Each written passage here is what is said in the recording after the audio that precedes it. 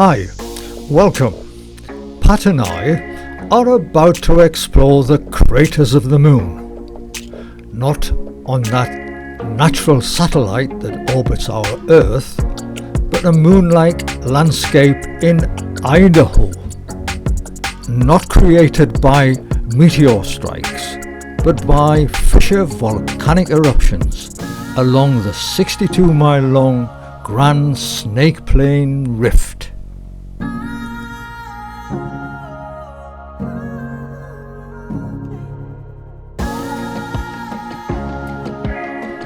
Leaving Arco, it's onward to the craters of the moon. Between 15,000 and 2,000 years ago, the present-day surface of the craters of the moon, lava field, formed during 8 major eruptive periods. During this period, the craters of the moon lava field grew to cover 618 square miles. Of the more than 60 lava flows in the craters of the moon lava field, 20 have been dated. Their ages were found to range from 15,000 years to 2,000 years ago. The flows were laid down in 8 distinctive eruptive periods that reoccurred on average about every 2,000 years. Scientists predict that the crater rift is due for another eruption within the next 1,000 years, perhaps as soon as within 200 years. Splatter cones are formed when a viscous or sticky lava is ejected from a vent. Expanding gases in the lava fountain tear the liquid rock into irregular blobs, which fall back to the earth, forming a heap around the vent. This still partially liquid rock splashes down over the sides of the developing mound and is called splatter. Because the splatter is not fully solid when it lands, individual deposits are irregular in shape and weld together as they cool.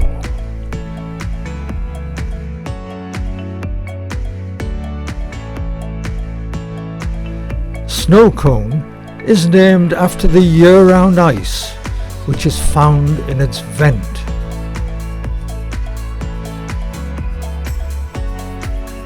Heading toward the steep climb up onto the rim of one of the highest cinder cones in the craters of the moon.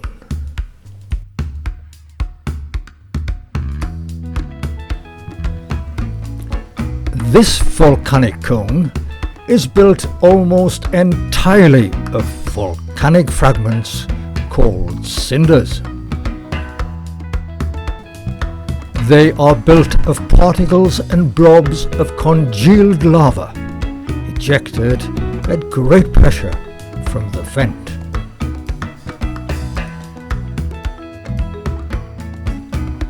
As the gas-charged lava is blown violently into the air, it's broken down into fragments which solidify and fall as cinders around the vent, forming a circular cone.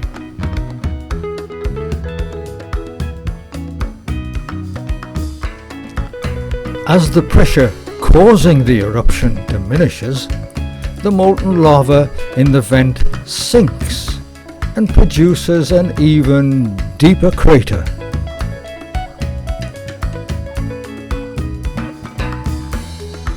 There are about 25 cinder cones up to 820 feet high, which formed along a 28-mile section of the Great Volcanic Rift.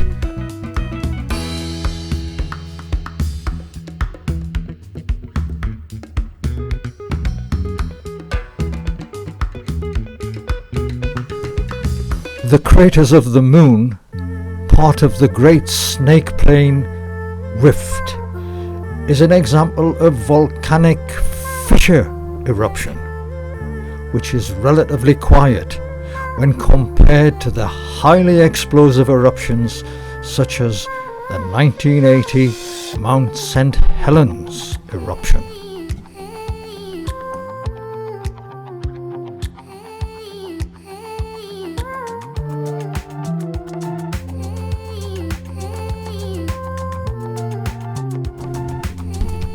The last eruption occurred about 2,000 years ago and was witnessed by the Shoshone tribe of Native Americans.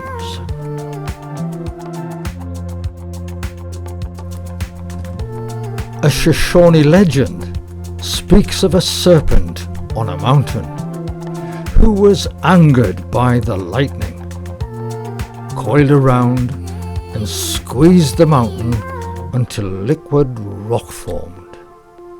Fire shot up from cracks in the earth and the mountain exploded.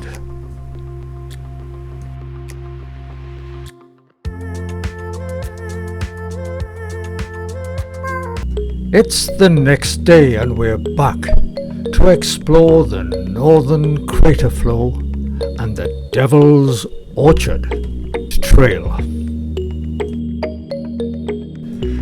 This, the North Crater Flow, is one of the youngest lava fields in the craters of the Moon, being around 2,000 years old.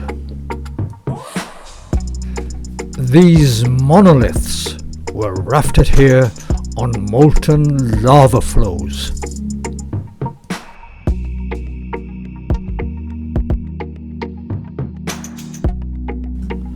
Onward to the Devil's Orchard Trail.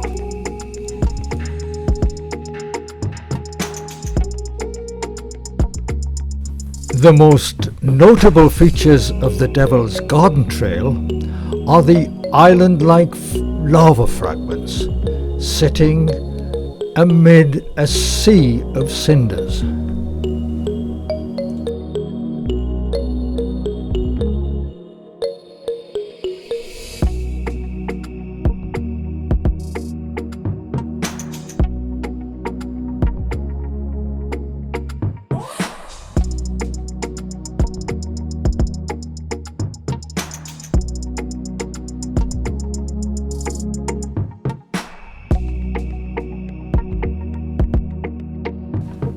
It's with a sad heart that we leave the craters of the Moon, but it's onward to the Sawtooth Mountains and the source of the Salmon River.